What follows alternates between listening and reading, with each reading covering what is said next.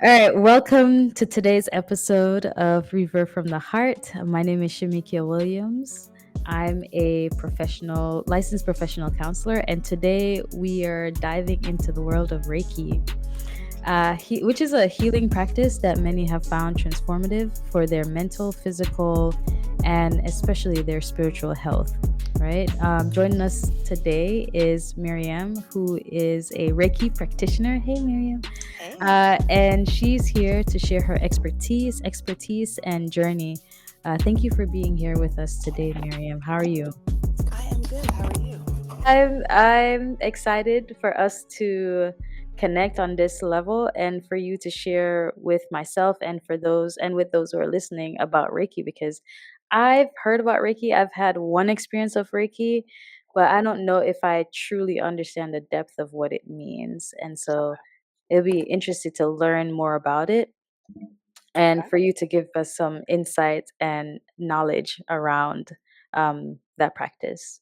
There's so many ways I can explain Reiki, but I feel like um, the internet's definition probably makes more sense to people. So I kind of like added some notes just so that people can really understand what Reiki is and how it's beneficial. Reiki is a holistic healing modality that translates to the universal life energy. Life energy is all around us. It's in the universe, it's outside. We carry that within ourselves. It's basically described as a high frequency energy that breaks down energy blockages in the system. So, if you have trauma, if you have some emotional issues going on, Reiki kind of like removes those blockages so that the energy in our seven chakras can move effectively, can Mm. flow effectively. Mhm. So that's why it's so important. Like if you see a therapist, to really like understand what the issue is, because if you don't deal with the issue, then it can develop into something physical. And then that's when you get blockages and stuff in the system. Okay, so for an example, if you have something going on with your breast, right? It starts from like a kind of like a thought. Okay, so it's like, okay, I have this pain in my breast. I need to take a look at it. And if you continue to avoid getting it checked out or whatever, it manifests into something physical. And that's then when we get energy blockages in the system. So that's why it's so important. Like if you have mommy issues, if you have daddy issues, it's so important to talk it out and get it out of your body somehow, because if you don't, that's then when it manifests into something physical. Two things. You already got me thinking. Two things. The first thing I'm thinking about is how the power of thought. I've usually been under the impression that I would have to say something for it to be real or for it to take Mhm, place. mhm. But now I'm learning more and more that even in thought, things can start to manifest and things can start to exist in the body.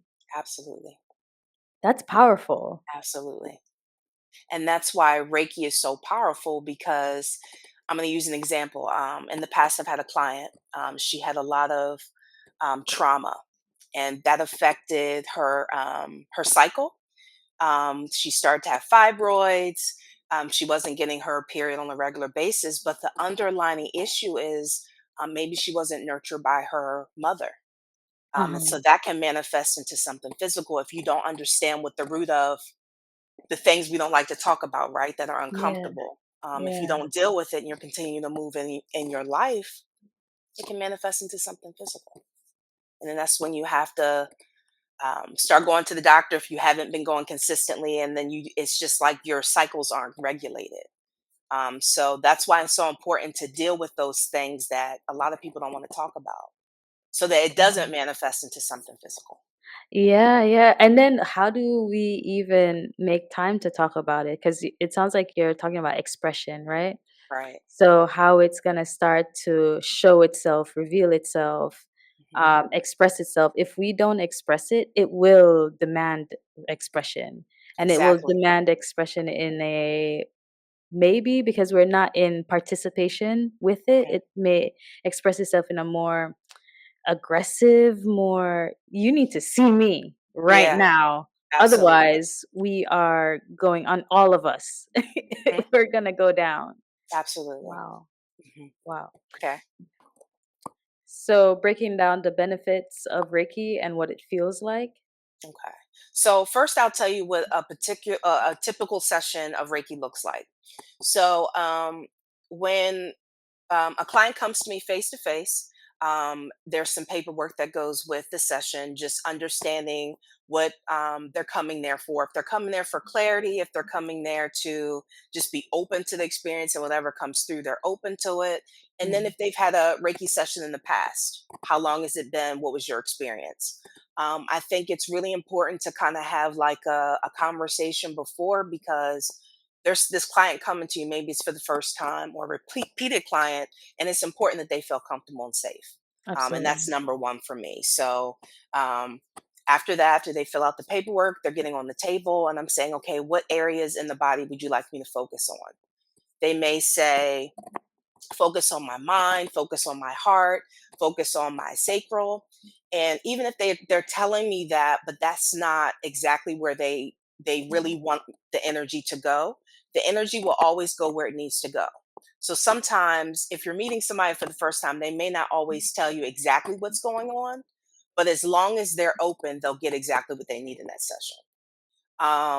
There's been times when a client has come to me and she's like, I don't know, or he's like, I don't know where I want the energy. I don't know what um, blockages or anything that's going on in the body. So I'm like, okay, that's fine. So I will ask their higher self um, and Okay. ask them what areas. Okay, we'll use Cynthia for an example. Where in Cynthia's higher power, where is it that Cynthia needs healing? And whatever the first three intuitive things that come through is typically accurate. So then we just kind of go from there. Um, so a typical session may range from between 15 minutes to about 45 minutes. It Mhm. just depends on what's coming through in the session and how many areas where I'm being led intuitively to go. Mhm. But typically, clients will fall asleep. Clients might feel a tingling in their hands or their feet. That's just letting them know that the energy is moving, the energy is flowing. And I Oh. just honestly learned that recently when I was with a client, just doing my own continual research. Because sometimes I'll feel this like twitch in their foot, or like their feet may be shaking. It just means that the energy's moving and it's flowing the way it needs to Oh. be flowing. Mhm. Now, that's a face to face session. So if a client comes to me and they're like, hey, I don't live in the same state as you, but I'd like a distance Reiki session or a virtual session. Same process. If somebody is on a Zoom with me and they're having Reiki, I just tell them to just relax, breathe, set their intention. I call them my spirit guides and their spirit guides, and just let the energy go where it needs to go.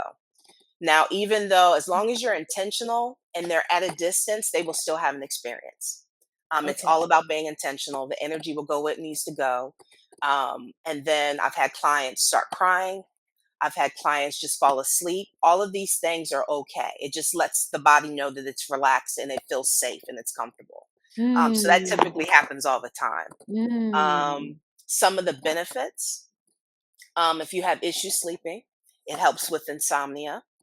If you have some mental blockages where you're looking for clarity on like romance or just your life path, clarity will come in a Reiki session as well.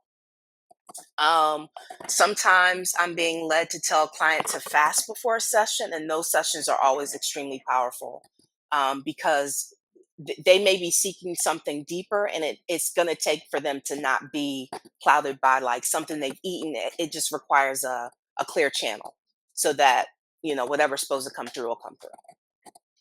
Yeah, there's so many layers to it. I've never had a Reiki session that was one and the same. Really? Mhm. Which makes so much sense. I think that's why, like, it makes me think about as a therapist, one of the things that everything has to be individualized because everybody's so unique and so different. There's our outer self Mhm. that feels and have experiences and can say certain things that's based off our physical experiences and our Mhm. realities. But you're talking to us about a higher self that is also participating in the healing practices that are we aware of them because it's stepping in. So, in some cases, I've had clients that say, I didn't feel anything. and then they get home and it's just like this aha moment, right? So even though it may feel like a client's not receiving anything, or you think, oh my God, I didn't do anything, what was that? The client's always going to get what the client needs in that moment. So even though you might think, because sometimes I'm gonna be honest, I get in my head, like I'm doing this, but are they getting anything out of it? I've Yeah. had clients say immediately when you started on me, my whole body started vibrating. Yo. Or I felt my past loved one. And sometimes in session, loved ones will come through and I'm able to physically see them with my eyes open and closed. And they'll have Wow. messages for clients as well. And those sessions are extremely powerful as well. It just, like I said, it just depends on the person. It's just different. But you always get what you need. That's what I tell clients. And then I've had clients that say, I'll use an example. I had this one client, and she was struggling with whether or not, her and her partner were having some problems, and just struggling with, where do I go from here? What do I do? Immediately when I started working on her body, and I always listen intuitively whether or not I'm supposed to physically touch someone or not. So if initially they say I want hands on, I'm fine with that. And spirit's like, you may not want to touch them because they may have a lot of things going on in their energetic field. I honor that, because sometimes you may pick up things that aren't yours. And so it's important to make sure spiritually I'm cleaning my aura so that I'm not taking on whatever they have going on as well.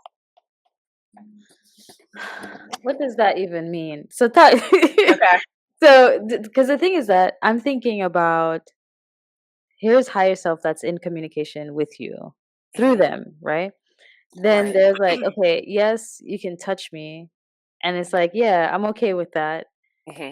And then spirits will come in and be like, maybe not. You don't want to take on anything. Hmm. And now you're letting me know that things are transferable, Absolutely. even via energy, like just touching or holding. Hmm. Yeah. And think about the perfect example, actually, my sister gave me the other day is, when you're having a conversation with someone and you can be like feeling great, your energy's great. And by the time you're done talking to them, you're like, oh my God, I'm exhausted. You Yeah. filled them up, but basically you're depleted. That's the same way as how Reiki works. So that's why when I'm in a session with somebody, I'm I'm putting a tired. bubble, I'm putting a bubble of protection around me so that I'm not taking on whatever they may have going on. And it took me a while to understand that, because I would leave session and just feel like, oh my God, I feel physically sick.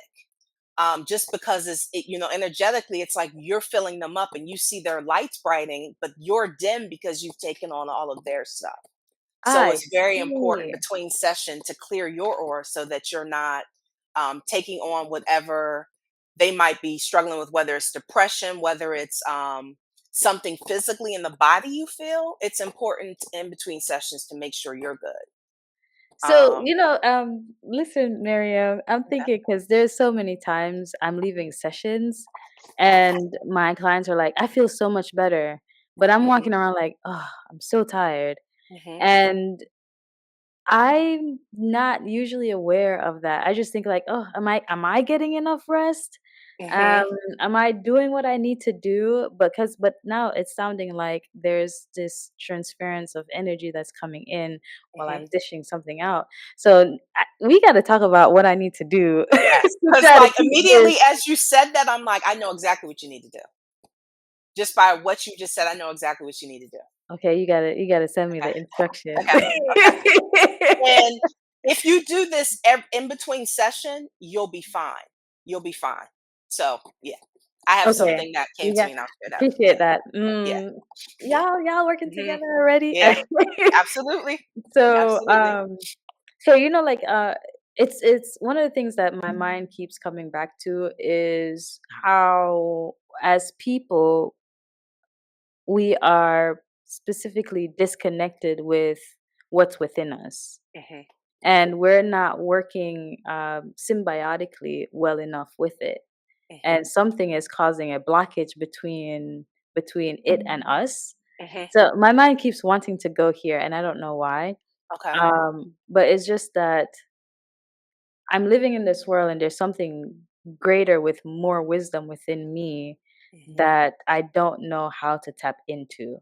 but it's also something that is able to award me the skills and the wisdom that I need in Mhm. order to go through and evolve into what it is that I may need to do. Like sometimes we Mhm. talk about purpose, Yeah. and we are often unfamiliar what our purpose truly are, but we Mhm. lean into the purpose of our family members. We lean Mhm. into the purpose of our teachers, like because they validated this strength within us. But what if there's like other parts of us that needs to go in a particular? You get what I'm saying? Mhm. I get what you mean. So immediately what came to me when you were saying that is meditating and just spending time with yourself, whether it's like 15, 20 minutes a day, and just kind of like as you're meditating, allow your mind to silence. For even if you can't sit and meditate, it doesn't have to necessarily be a sitting meditation. It could be a walking meditation out in nature, and just allow your thoughts to kind of run free and just kind of see like you can kind of ask yourself out loud or just kind of inside yourself, what is my purpose? What are the things that I enjoy doing? What brings value and what brings fun into my life? And Yeah. just write those random words like I like going bowling, or I like taking trips. Whatever those random things are going to manifest into the physical thing that you're supposed to be doing, what your true purpose, what your true calling is. And a lot of times people don't sit still long enough in Yeah. the discomfort to really sit with themselves. And so I'm Mhm. always making a point to sit with myself and just Yeah. take inventory, really. Yeah. Yeah. It's And a true. lot of people, it gets uncomfortable when you start getting to the root of what that thing is. Okay, this is too close to home. I got to do something. I got to be somewhere. So a lot Yeah. of people just don't like to sit in the In uncomfortableness. discomfort. Yeah. So oftentimes there are people who participate in therapy, they participate in yoga, they participate in meditation. How does Reiki work in collaboration with all of these other modalities? That's a really good question. So it kind of goes hand in hand, and I'm going to tell you why. So I'm going to use an example first. So I had this client. I have another friend that's a therapist as well, and sometimes we'll partner up together. And if she has a client that they're doing a lot of the talk therapy, but she realizes that there's blockages in the system that kind of need, there may be some energetic blockages that people need removed. So she'll reach out to me, and I'll have a conversation with the client and see whether or not it could be like 10 or 15 minutes to see whether or not we will be a good fit for each other. So typically they come, they have a session. They've already done their talk session part. They come in and have a physical session where they're removing blockages. So it's almost like the way I can explain it, it's like how you just said, like a client comes and gets all that out, right? So Yeah. like once they've gotten all that up, it's almost like it needs to be filled back up. So the Reiki kind of comes in where once the blockages verbally have been talked out, we then go in and just kind of like make sure that the energy is flowing the way it needs to flow. And if there's any Mm. other things that we might pick up on in the body, we can share that with the client as well. But I Mm. think it all like works together hand in hand. Meditation helps if you've got you're working with a therapist and there's like aspects of yourself, whether it's your inner child or just aspects of your life that you had to um, operate in. Like as an Mhm. adult, like you kind of it kind of works as an integration. So the meditation helps with you focusing and being able to connect with yourself and your feelings and your thoughts. The energy work comes in and kind of like just kind of cleans whatever blockages or residue that's still there and clears it Yeah. out of the body. So it's kind of like I think of it as like a massage. You've had the talk part and then you get it going and have the massage. So it's just things that you can just do to take care of your body that it benefits everybody, all aspects of yourself, which is pretty cool. Hmm. Okay, so that is amazing because while you're talking, I can't help but think about whether it's beneficial for someone, and this is just to hear your thoughts on this part. Is it beneficial for someone who's going through the healing process to do standalone practices? When you say standalone practices, so just do meditation and that's it, Just do meditation and that's it? with no type of talk therapy. Yes. Well, I think it depends on the person where they are in their healing journey. Okay. I'm going to use myself for an example. So I've always had talk therapy, years of talk therapy. And it was beneficial, but it kind of got to a place for me where I need the tools. Okay. I'm talking it out. I'm feeling better after meeting with you, but what's the aftermath? like the real work that comes after I leave you, and those things kind of creep up again. Mhm. Then you may have a client where they're at a place where talk therapy, they're at a place where they're at a good place with the talk therapy, and then they can kind of take a break and incorporate something else. I'll use Uh-huh. me as an example. Like I just said, I've had talk therapy for years. But I got to a place where I'm doing all this deep healing work, but I need to be able to focus my energy and focus my attention and be grounded when I'm out in the world. I can't just be out here, just out here. Uh-huh. So for a while, I did just spiritual therapy where we worked on meditation. Um, this particular spiritual teacher had was a massage therapist as well, so we were able to do the physical body work stuff. And I Mhm. did that probably for a couple of years, and it felt like with the spiritual, it was spiritual counseling too. It took off again. Therapists is supposed to prepare you to be able to eventually stop seeing them, right? It seemed like just working with my spiritual teacher for 3 years, it's like I felt like I sped up the healing process because I was getting it quicker. Okay, I'm meditating, I'm Mm. listening to my higher self, I'm listening to God. Okay, I'm able to stay focused and centered when I'm meeting with a client. It's like everything for me, and this is just my experience, there's no right or wrong way. Yeah. It just seemed like the healing process sped up faster. Okay. So you go to talk therapy and you express all the experience through your storytelling, through Hmm. your just telling, narrating your life experience, right? Hmm. And then you go to that's sound. Then you go to a massage or you go to Reiki, and then that's energy flow and a different form of expression, which is the energetic expression. So Hmm. I'm seeing like there are two ways that we can flush out and Hmm. remove, and it's removed through sound and energy. Hmm. And they worked hand in hand because even though you may have talk therapy, there may still be, after you leave that session, there still may be some residue.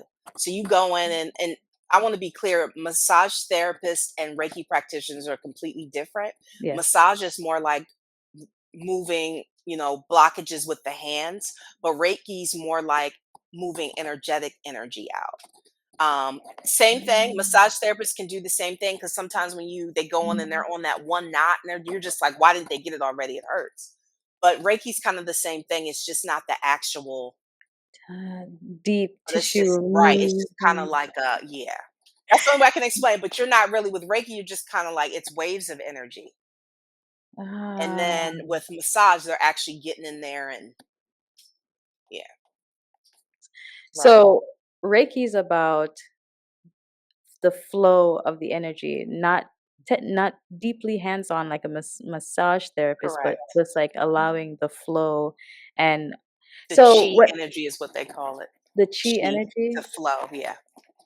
So as you're flowing, do you often get to a point above the body? Because I don't imagine you're touching it, that you Right. can So feel I the stuff. do I do both. So like physically, like the way I was taught, like it's kind of cool like when I think about it now, fast forward like years. But like the way I see the body, it's almost like there's a body in front of me. I either unzip it and then I'm seeing a full spectrum of what's going on in the body. Then I'm able to go in the body and see where I'm seeing maybe like shapes, like it could be rough, the texture of it. It might appear black to me. I might see the heart and it has band-aids around it. Could be part of the trauma or just having unfortunate things happen. And then you just kind of go through the body and just kind of like if you're stopping, that means that there's something there that you need to kind of Ah. take a look at. So Mhm. then typically when I do that, the client's like, yeah, when you were right there, I just felt this tingling feeling. I felt myself rising. It felt like I was gonna come up out of my body. So like everybody's experience is different. But I'm able to see like where the blockages are, what the shape is, where are they from. I'm able to see all of that, and I can see it with my eyes closed and open. I think that's the coolest thing. Like, how do you know you're gifted? Or like, did you always knew that this was a part of your journey? Like, So I think, like, when I think about it more and more now, I think that my dad had the gifting. I think that his mother had the gifting. And I've asked these questions to my family members, but they just seem like they didn't know very much energy. I mean, very much answers to that question. But my dad, he had the gift, and his was the gift of laying hands. The energy I carry is in my hands. I can touch somebody and they'll be like, "Your energy is just so warm and calming," or "I feel this heat." Yeah. And so when I started really understanding what Reiki is, and like you get attunements in between, which basically raises your vibration every time, that's when I started to just see, it was like a whole world just started opening up to me. I started to see past loved ones. I started to see like when people would, I think my gifting's always been storytelling. I knew that very young. Mm. When somebody tells me a story, I can go back with them as if I'm watching the experiencing happening to them Mm. outside of myself. And I always thought that was really cool. But Yeah. as I was younger, my dad, I just remember my dad, I was, as kids, we were outside calling up spirits. And I remember like that night I couldn't sleep. And I Yeah. remember my dad was just like, "You have to be careful, like what you open up, because you have a very sensitive spirit." And so I remember my dad prayed for me, put his hand on my third eye and put a cross on it, and it Yeah. closed it.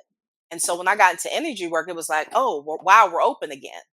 And then from there, it's just kind of evolved since then, since I really got into energy work heavy. Ooh, question. Mhm. So did he close it in protection of you? Absolutely. And spirit showed me that very vividly. Like again, I went back to that experience outside of myself as an adult, seeing why that was important at that young age. Like I wouldn't have been able to handle like what I would have saw had my dad not closed it. And I didn't understand that, like I said, until I was an adult. Wow, wow. Hmm. Because I don't know where I wanna go with Yeah. that. I know, because 'cause I'm thinking Yeah. like, because I just think about how it makes me think about, like, how many people have had their third eye closed Hmm. by a family member, or can your third eye be closed because of an experience, a Yes. traumatic experience? Yes. Hmm. When I got, like I said, each level you get attuned, so it raises your vibration even more. When I got attuned to Reiki level 3, I started to see things that aren't of this world. And I was like, if I'm seeing this, other people around me have to be seeing this. This is like crazy. No, But like, we're not seeing yeah, it, Miriam. no, I know. So it was just kind of like, wow, like you just never know. Like people are walking around this world just thinking they're good, but they've got attachments from other people's stuff. Like that's why I say energy is so important. Like who you share space with, who you're interacting with on a daily basis, whether it's at work or in your home, that's really important. Like you don't know what they have on them, and if like I see auras and stuff like that, I can see it, but like the human eye normally, you don't walk around saying, okay, yeah, their aura is kind of dark. Like you just don't do that. So it's just What's really my important aura? to be aware of who you're, spending time with. It's Yeah. so true. This is making me think about couples because I think from your bio, you also work with couples, right? Hmm. Hmm. And in partnership, oftentimes, like partnership is very quick these days. It's like, Hmm. oh, I like you, you like me. Hmm. There's not a lot of depth of like, who are you? What has been your experiences? And or people are very terrified to share some of their life stories. And sometimes we get into a relationship with people that we have no idea who they are. We just find them attractive and they Right. seem nice, but then over time you start to see the darker side. And when I say dark side, it doesn't have to mean that it's bad. It's just like Hmm. you're seeing now this energy of this person, Hmm. right? And a lot of times we don't know. We're not taught how to deal with those type of No. things. We're or rites of passage towards that information is no. Yeah. Right? So we get into these partnerships and now all of that is starting to come out because we're around this exposed to this person for a longer period of time. Hmm. What happens to the relationship when that is not explored well enough? I want to talk about this because I know that there are couples and people in a relationship that are dating that don't quite Right. understand. So can you talk to me? I think it's so very important to have those uncomfortable conversations, because one or two again, anytime you exchange energy with someone intimately, you're taking on whatever their life experiences have been like, Get and out of vice here. versa. And it's like you're like, well, I was fine 5 minutes ago, but why am I just, it's something, this heaviness I'm feeling. That's why it's important to have these conversations, because if you're not having these conversations, who are you laying down with? God damn Like, it. yeah. You know, I had a conversation with a couple, and one of the partners is like, I don't understand why you're upset all the time. Hmm. But as I went further into the conversation, the partner, he would share that, whenever I have a bad day, I use sex to deal with that, right? Hmm. And that anger, whenever he feels anger or some, he dishes it out into intercourse, Hmm. right? And then he's wondering how come his partners start suddenly starting to get angry, changing, and all that stuff. So what is that? They're taking on energetically, that partner has taken on their stuff. And so that's why it's so important. Even if you don't like to have these conversations, it's really important because it's real. And that's, I remember something my therapist said to me. She said, when you're intimate with someone, you haven't been intimate for about 30 days, one or two things starts to happen. They start to be like, I need to see you. We haven't seen each other in a while. We need to connect, because that bond is formed when you're intimate with someone. So at that 30-day mark, if they haven't exchanged energy again, you will see someone get really pissed off. You'll see them get angry. You'll see them just shut down or be like, yeah, this isn't working for me, or something will come up within that 30-day point. And I literally tested it out, and it's so true. It's accurate. It's accurate. Energy is real. And if somebody's energy isn't right, or their energy is good, you crave more of that. And again, it's at that 30-day part, where if you don't exchange energy with them again, that person, both of them are like, there's conflict in the relationship. So not I'm telling you it works. so It are you works. saying that I promise you it works. wow, so are you so are you saying that if there's been 30 days or so where there's no physical intimate contact, Mhm. that can in turn create conflict in the relationship? Absolutely. Absolutely. And And that's I've because tested there's it a out, and it's accurate. and that's because there's an energetic need that needs Yep. to be fulfilled. So it's not even Oh, that just just give me chills. Yeah. It's deeper than that. So that's why they say, like, you'll have some friends that'll be like, I know you just met this person, but maybe you just need to take some time before you're intimate with them, because you don't know what they got going on. And then the friend will say, oh no, I got it. I got it handled.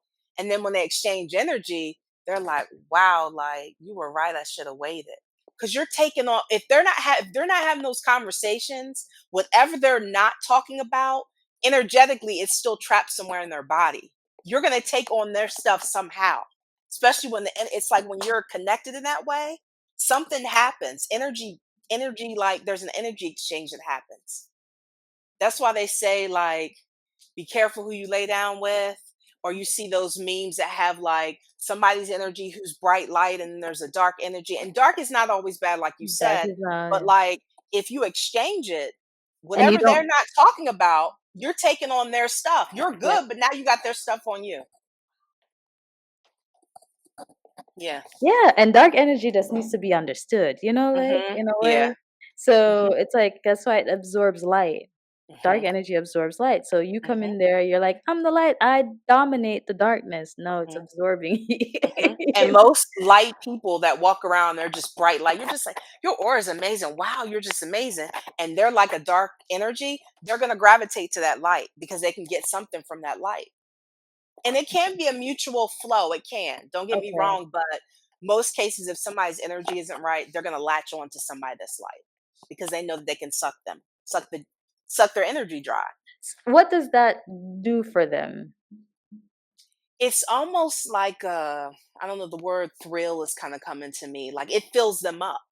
It's like, I'm taking your light, but you're filling me up, but I'm depleting you. So like, most narcissists are attracted to light energy because they Mhm. know that they can try to take that, and if you don't have a strong sense of self, they got you exactly where they want you. And they'll just keep taking and taking and taking until you have nothing. And that's how a lot of relationships are, though. If you don't have those conversations, you're literally taking from that person and not giving them something back. Most relationships, if Mhm. you're not having those conversations, are going to be long lasting. Yeah. Hmm. Wow. So yeah, absolutely. Sit down and talk. Hmm. Have the tough conversation. If you're not able to have the tough conversations with each other, find spaces that you can, Right. because it's going to be very important, because people are shielding and protecting information Hmm. from us. So you mentioned energy is, and we've been talking about this throughout throughout our conversation, where energy is stuck in the body, Hmm. right? But even in intercourse, it can find its way coming out, but it's Hmm. not really. So what? So that. So i- so if you have blockages in the body and you're exchanging energy with someone in an intimate way, y- they're taking that, whatever that blockage is, or whatever that thing that you're not looking at, you're giving it to them. So it's like you'll be fine after it's over, but they're left feeling like, oh my God, I just feel really exhausted and tired. I just feel heavy. But you're filled up because you've released that from your body and you've given it to them. So wherever there's an opening, that's how it can get in, if that makes sense. No, that makes so much sense, because we've also been talking about expressions. Hmm. And if we don't choose to express it, it's going to express itself. And it's going to do Somehow. what it needs to do to take care of itself. Right. So, which means that we are, my first thought is we are out of control. Hmm. Yeah. But I think we all do things in order to survive. And if you don't have the tools, if you don't have the coping tools, you'll just be out here. And again, like it goes back to what we just said before, people don't like to sit in discomfort. So Yeah. if you start feeling that thing, you're going to go out and go to a bar, meet up with somebody and sleep with them, or you're just going to go eat something, or you're just going to go drink or smoke something. But everybody has a vice in order to cope with life because it's hard out here. Yeah. But there's ways to kind of like, it's like you can almost do those things for so long before you have to do it more. But it's not getting to the root. So you're always going to be in Mm. this cycle until you're ready to face, whether it's talk therapy, massages, Reiki, a reading. You've got to be willing to be uncomfortable, to face yourself, Mm. to really, Yeah. really face yourself. And it's not Okay. easy, it's hard. It is very hard, because Mhm. sometimes I'll just sit here and a thought come to my head. I'm not ready to face it yet. Girl, Mhm. the shame, shake it out. Mhm. You Yeah. know? But When I'm it's like ready, I'll once you face it. say it out loud, you can't unsee it. Like you Yeah. just can't pretend that you don't know after you've said it. And I Wow. think, again, having the tools after you say it or after you express that, what do I do with this now that it's out in the open? What can I do? Do I keep on talking about it? Do I get massages or energy work to release it? But you kind of have to be ready to really do the work in order for that to Yeah. happen. And that Absolutely. takes a lot. I absolutely agree. Yeah, Hmm. because it's not as microwavable as we've made our life to be. This is very personal. It's you and your life and you dealing with it. Hmm.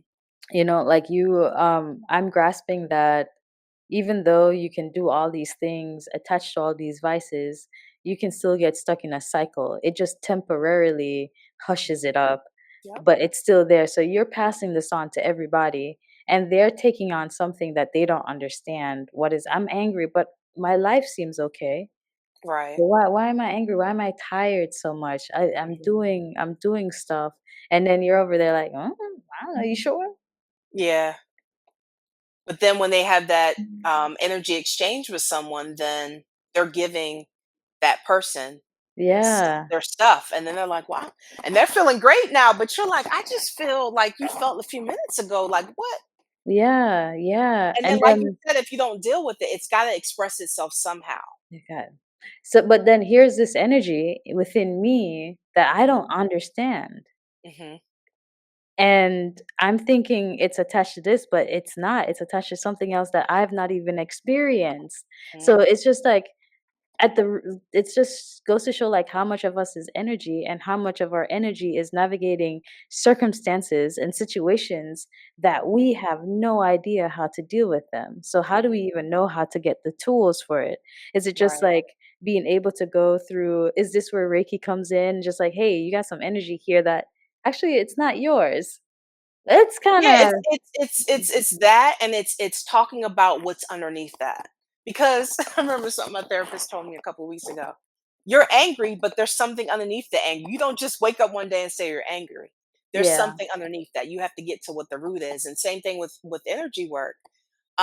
You can go on in your life not dealing with your trauma or dealing with life stuff, but eventually it comes to a head.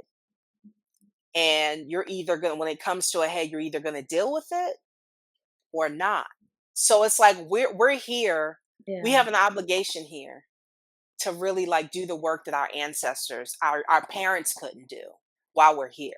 And a I lot of agree. people are chosen, and I know I'm chosen in my family to do Yeah, the work that maybe my parents couldn't do while they were here. yeah, And that's a big responsibility to carry that. That's not for somebody that just is just out here. Like it's something within you where God knew, like yeah. Like you if can we handle get this. to You can handle it, handle this. Yeah. yeah, because it's true. Like you're talking about energy, and I Hmm. really enjoy this conversation about energy because energy is coming from all direction. Hmm. It's coming through our bloodlines. It's coming from our mothers. It's coming from our fathers. It's coming from people that we are around, people that we're not even familiar with. So we're Hmm. carrying so many things with us. And if we're not given the space to sit down, to meditate, to reflect, to introspect, to understand what is going on, then we're becoming more and more overwhelmed. So I can understand how things are starting to get more serious in people's Yeah. lives.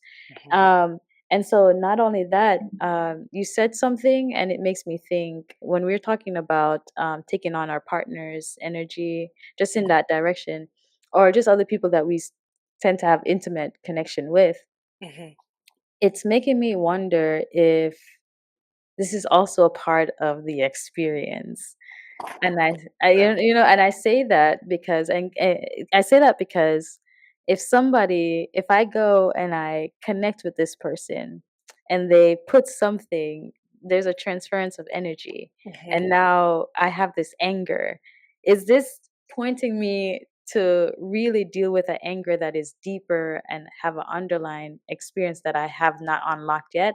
Or is that a way where there's something within my bloodline that is there and I don't understand it and I need to start to give it some attention? You get I what I'm think it's saying? Like, both. I think it's both. okay. Because any the people we attract are mirrors of an aspect of ourself. So if you're attracted to someone, there's a reason why that person is in your life. It's part of your journey. You were supposed to meet them, all the stuff, right? But I think that we're given this responsibility to be able to either choose to look at that, what's underneath the anger or not. But you get to decide what you do with that. Yeah. It's just so much, Marianne. Yeah.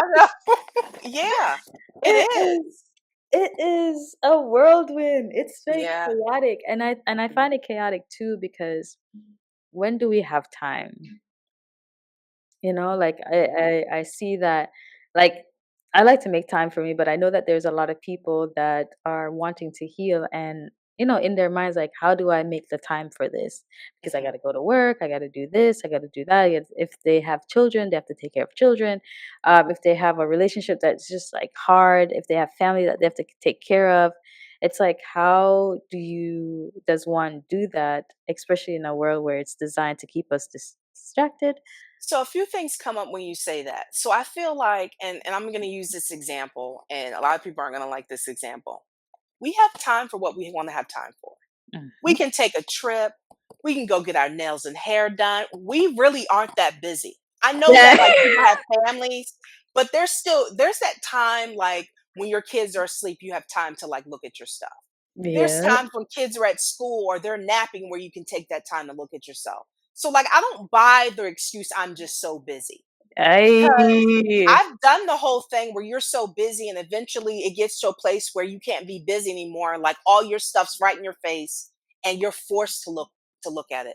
I always tell clients, you don't want to be on your deathbed or like be in a place where you can't move and God sits you all the way down like that. That's what you don't want to happen, but sometimes it takes that for people, Mhm. unfortunately. Yeah. And if you believe in reincarnation, they may not get it this life, but they'll just come back and repeat it again until they get it. Yeah. do it if you want to. But I Yeah. love your answer. I appreciate your answer because it's Mhm. very real. We do have time, which makes me think about something that you said earlier in our conversation. Mhm. People don't want to face it.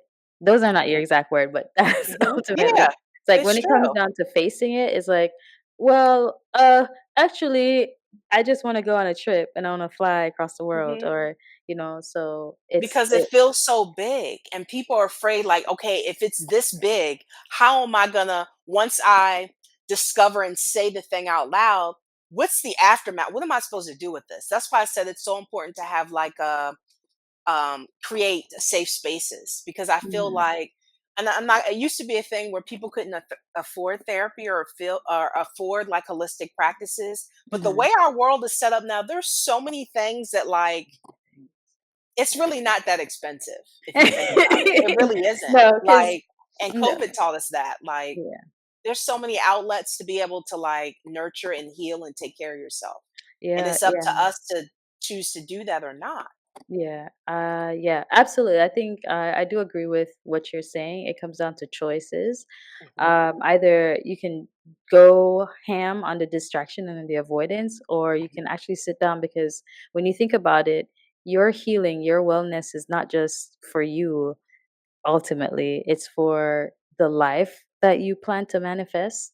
It's Mhm. for the people that will then come into your life. It's for the children that you will eventually raise. It's for Mhm. more than just you. I get it that it is hard to face, but the sooner Sooner the better. is the better, you get it started. So, like, Miriam, I know you talked us through what it's like to get a session with you. You go through have a 5 to 10 minute conversation, you figure out what they want, they sit down and they talk to you. How do Mhm. you set up the space for such a spiritual and energetic experience? So typically, what I do, like, if a client comes to me, we've already had our consultation. Days before their session, I've already kind of like sat with my spiritual team and their spiritual team, and just kind of like it's like the way it's shown to me is like a movie, and it's shown to me in like clippets of like fast forward, and I'm like, okay, spirit shows me this person, and then based off of meditating and just kind of seeing what comes up for them, I'm already preparing for the session. So when that client's coming to me for the day of the session, they're just like, some of them have said, I felt like you were doing work on me already. I felt something. Or someone will say, last night I had a dream about this experience. So they've already seen it beforehand. I've had some people that just come to the session already crying because they're ready. So it just varies from person to person. And then I would have taken notes before the session, and I'll share with them what came up after the session's completed, and I'll take notes at the end. And then most of the time, they're really receptive to the information that came through. And then I'll share with them what that aftercare process looks like, whether it's booking that you need to come see me in 2 weeks or a month. You need to journal more. It's time for you to take care of self. And then as they're talking, I'm like, okay. Before I used to be scared about this, but now I don't have any control over it anymore. Mhm. But I used to be like, okay, your loved one's here. Your father that passed 2 years ago is here. And they're like, Wow. wow, like I saw him last night in my dream, or wow, does he have a message? And then I'll share that message that comes through. But typically, people's past loved ones will come through right before the session. I'll either physically see them or I feel their energy in my space, and I'll say, do you have a message for them? And I'll write that out too. So I'm already doing the work before the session. And then once they get in the session, typically a person always gets what they need, whether it's face Wow. to face or a distance session as well. Mhm. I like that you always end with that, they get what they need. Hmm. And, I like that because it's not about like, "Oh, they got this good thing or they got that bad thing," or whatever it is. It's like whatever you need. You get. However it comes out, but whatever you need, you're gonna walk away with it. Hmm. Um, and that's very interesting that,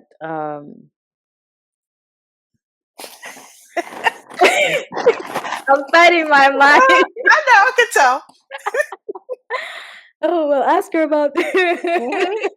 So, That's what I heard. Like, ask her. Like, I heard. Like, that's why I started laughing because I heard ask her. Just go ahead and ask the question. What do you want to know? is it okay for me to ask for you to give some insights on spirits? Okay, so I'm gonna use one example. So as you're saying, like, spirits, and like when people hear the word spirit, it could be past loved ones. I tend to say spirit a lot because spirit is my higher power. It's the God in me. So basically, God speaks through me, and a lot of times I'll say spirit, or I'll say source, or I'll say universal energy. It just depends on who I'm meeting with and what type of interaction I'm having with someone. What came to me immediately when you said that was, if you think about it, loved ones are okay with, like, I'm gonna use like my mom for an example. Mhm. If somebody has lost a loved one that's close to them, whether they're a spouse, if you know this, they're more receptive for you to say, like, I'm gonna use my father. My father passed away September of last year. If I were to come to my mom and say, Mom, oh my God, like I saw dad in my dreams, or oh my God, I felt dad's energy today. People can accept that because they know that that loved one isn't here physically, but they're another form. Now, if you were to say, "Yeah, I'm out here talking to spirits," they can't connect to it unless it's somebody directly that's directly connected to them.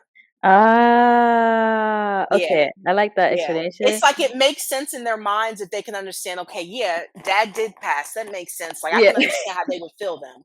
But like a spirit that's not connected, people can't comprehend that.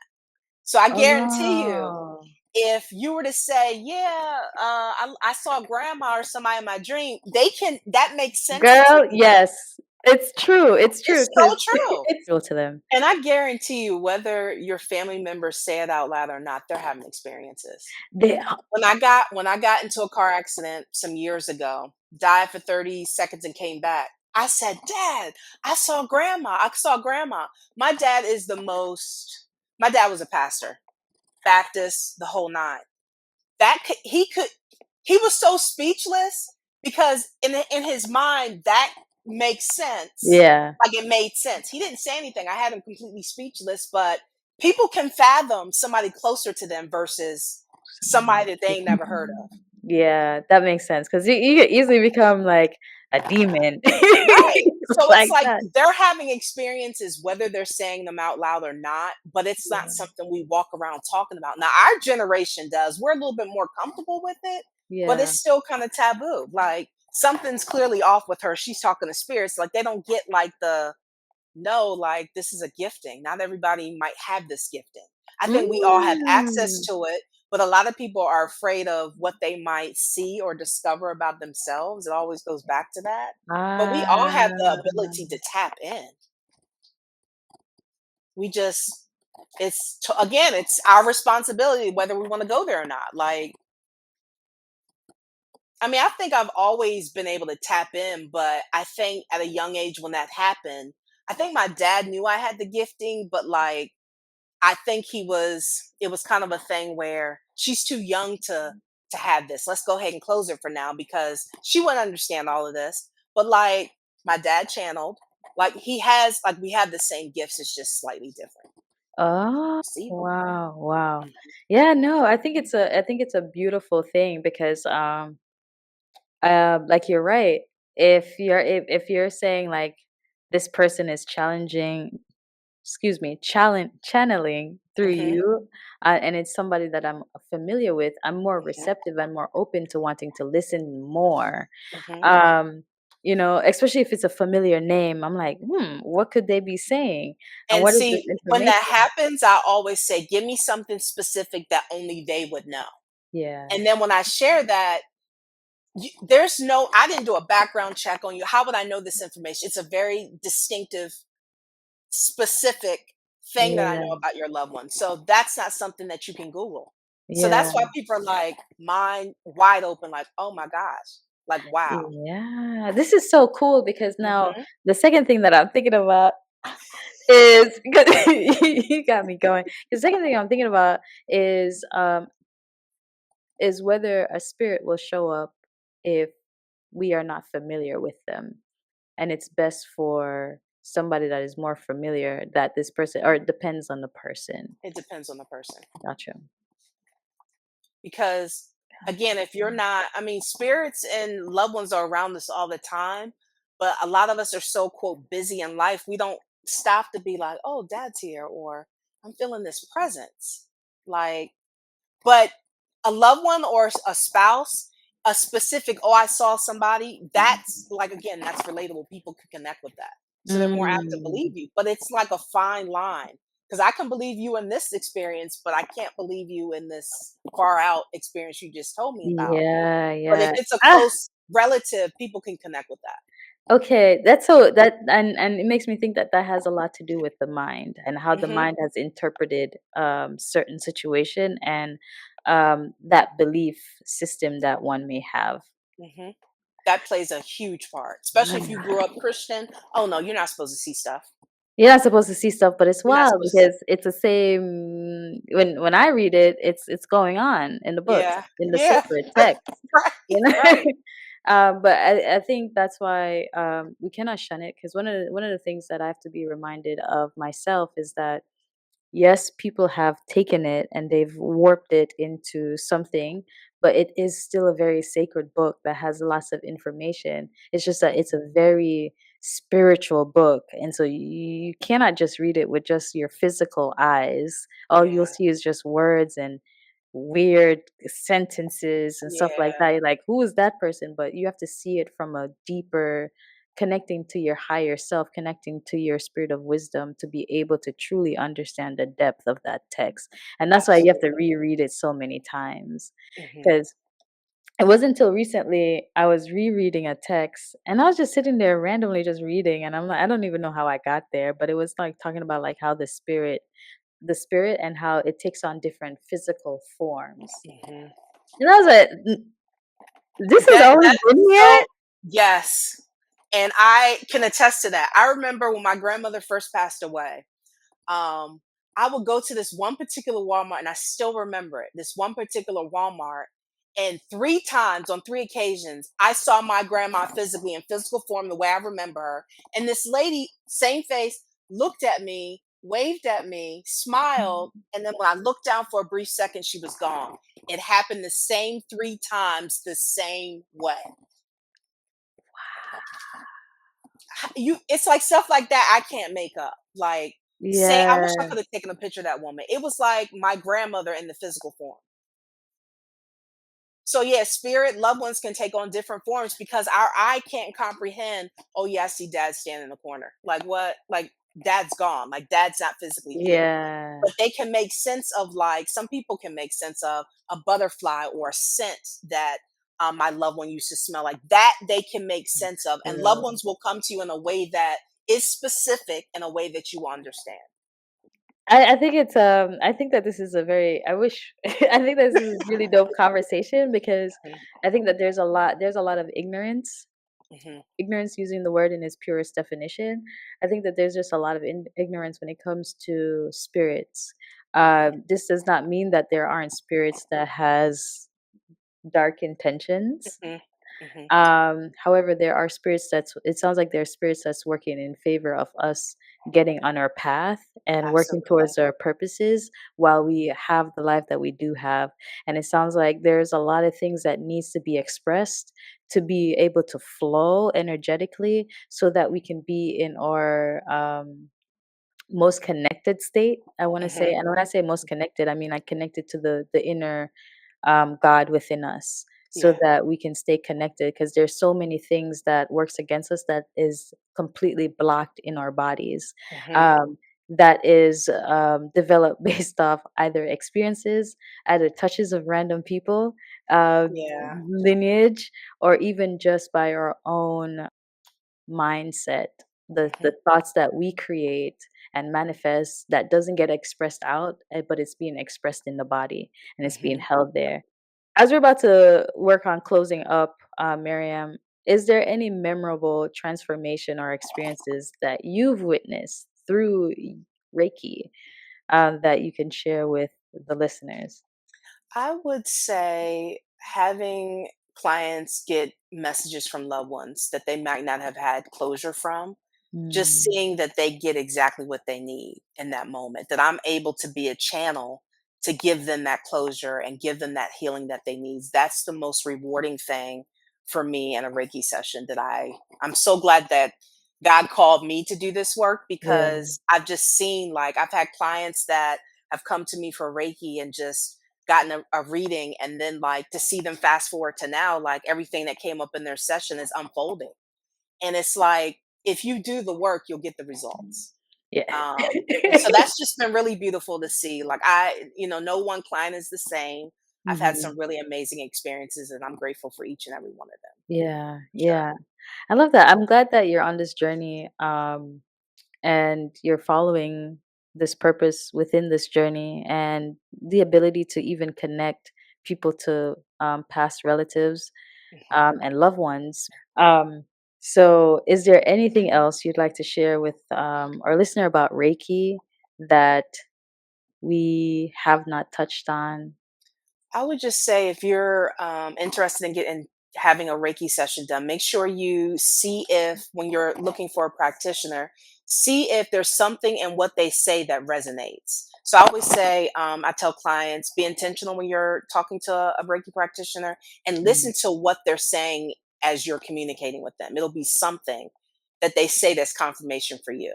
Yeah, yeah. And I just think that that's really beautiful. There's clients that I've had to turn away because I know that they're not going to be a fit for me. And I don't work with everybody, but that's why that initial 5 to 10, maybe 15-minute conversation is important, because not everybody's a match. You're not supposed to heal certain people. You're not the facilitator. They might need to see someone else. And so I definitely pay more attention to that at this space in my life now. Sure. Mm, I love that. Yeah. Please don't just tap into everybody. Hmm. Everybody is not for you, and you are not for everybody. Absolutely. Right. So Hmm. thank you so much for sharing your insight, Marianne, Thank you. today. This has been amazing. Yeah, Really no, beautiful. yeah, thank you for sharing your wisdom, your practice, some of the information, talking to us about certain things that, and honestly, we weren't prepared to talk about, but we let the spirit move where it Absolutely. needs to go. And so, thank you for being in this flow with me. Thank you for allowing your spirit guides and my spirit guide to interact to create this opportunity for us to sit here and have this conversation. Yeah. Absolutely. All right, Miriam. Until next time. Yeah. Until next time, Thank you. you're welcome.